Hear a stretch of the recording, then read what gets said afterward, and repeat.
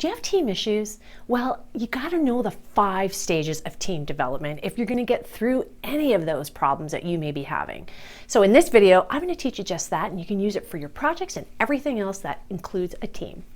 And if you want to be a project ninja, stay tuned to the end of this video where I'm going to tell you how to get your hands on a cheat sheet on why projects fail. Hi, if you're new here, welcome. My name is Adriana Girdler. I'm a business productivity specialist and a certified project manager. If you want to excel in your career and in your projects, subscribe to my channel and hit that bell button because you're going to get a new video every Wednesday. Every team has definitive stages that they go through. And what I'm going to be sharing with you is the Tuckman model, which are the 5 stages of team development. I've been doing this for a long time, and I find over and over again, these stages of development are true. So I'm going to share with you what they are so that you can have an awesome team. Stage 1, forming. So everyone's gotten together, everyone's polite. This is where people are kind of hanging back, seeing what the norms are. People are not going to present new ideas. Everyone is agreeable at this stage. It's quite lovely. It's kind of like when you're meeting someone for the very first time. Everyone's on their best behavior. As a project manager, you're guiding everyone in this direction. So it is the forming of the team, and we're all feeling each other out at this particular stage. Stage 2, storming. All right, you just got out of forming stage.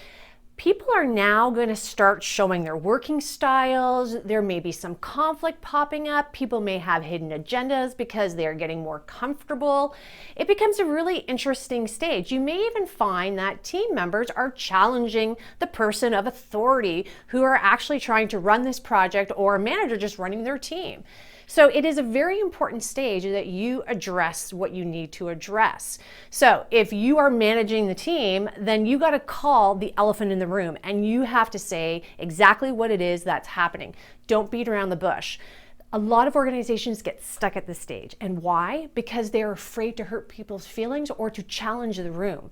I promise you, you will stay in this stage. If you don't call out someone's hidden agenda, poor behavior, or if their working style is clashing with everybody else, then you really are going to have problems, and your project is going to limp to the end, may not even finish.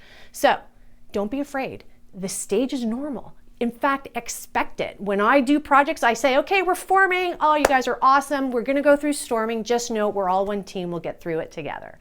I'm going to call you out on stuff. So even if you just do that, it's going to make your life a lot easier when you have to manage your project or team members.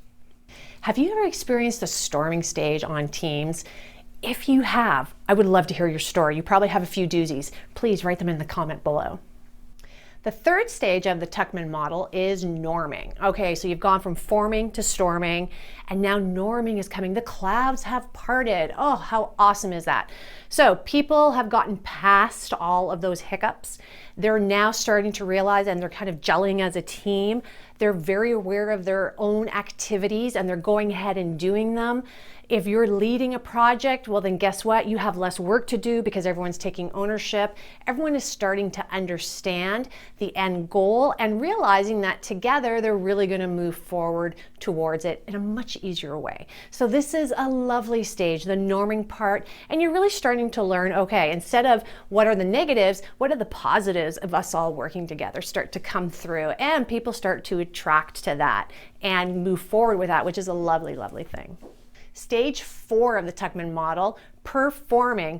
Oh, I'm telling you, this is the most amazing part if you're ever running a team or a project, to be in this stage. It doesn't always happen, interestingly enough. This is like the clouds have parted, I have angels coming down, harps are playing. It is beautiful. Everyone together is synced. In fact, people stop thinking of themselves as individuals and really start thinking of themselves as part of a collective group. People start helping other people, even though they may not be a subject matter expert, but they'll take on extra tasks. Why? Because they understand the bottom line. They get that we have to deliver, and we need to ensure we do it collectively. And you actually start to have a lot of fun. Some great friendships and connections start to develop here as well, because you're acting as one unit. It is a blast. When I'm on teams and we're in performing mode, I love it. Now, you're in performing mode. Does it stay there forever? Just so you know, if you add a new person, you change something in the scope or something in the timeline, you tend to go back and repeat the stages. Now, the good news is you can quickly go through them again and get back into performing.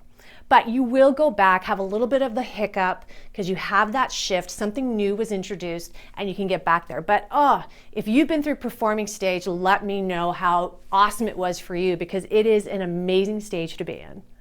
Stage 5, adjourning. Okay, sometimes we don't talk about this stage enough. We just kind of talk about the first 4 stages, but this stage is an interesting one from the perspective of you're closing things off.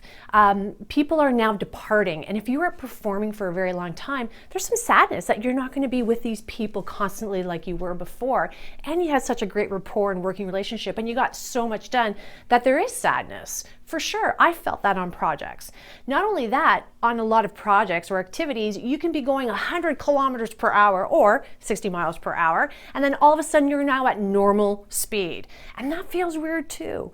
So give yourself a little bit of breathing room, help your team out, maybe do a celebration, which would be a real cool thing. Acknowledge all the great work people have done and realize that that's normal to feel that way. If things are going great, you are going to be a little bit sad, no doubt about it. If things weren't going great, you've been in storming, you're going to be happy to get out of that project. But we're not going to go there, all right? Because I know you're going to get everyone through to performing stage. And so that's what adjourning is all about. Now that you have a firm grasp on what the 5 stages of team development are, it is now time for you to grab this amazing cheat sheet on why projects fail. Okay, if you have a project team and you're even looking at this video for team development, this is going to be the next important thing that you have to take a look at, because there's chock full of all those key stuff that you don't think about, and it gives you some solutions as well. Please subscribe to my channel, like this video, and share it with all the professionals that you know. Now that you know the 5 stages of team development, let me know what you've experienced and any solutions you have for those stages in the comments below. Until the next video, see you later.